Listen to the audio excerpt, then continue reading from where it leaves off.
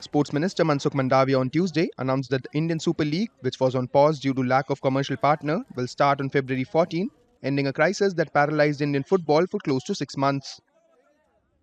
14 हमारे football club के प्रतिनिधि के साथ विस्तार से मीटिंग हुई है और हम सब लोगों ने साथ में मिलकर निर्णय करा है कि आईएसएल लीग 14 फरवरी सैटरडे से स्टार्ट होगी और सभी हमारे क्लब उसमें पार्टिसिपेशन करेगी और देश में फुटबॉल प्रेमी और हमारे प्लेयर और फुटबॉल के साथ जुड़े हुए सभी के लिए खुशी का समाचार है.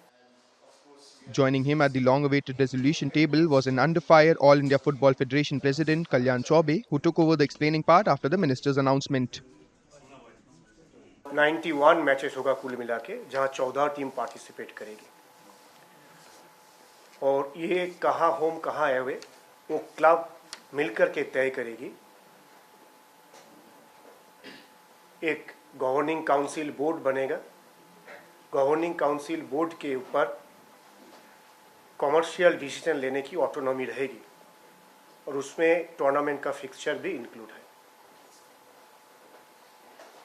दूसरा आई लीग, जो कि हमारे दूसरे महत्वपूर्ण लीग है, आई लीग क्लब के साथ भी सिमिलर बात हुआ है.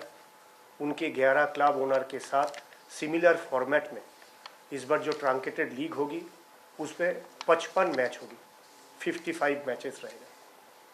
वो भी मोर और लेस आईएसएल के साथ ही आरंभ होगा और सीजन अंत तक ये समाप्त होगा.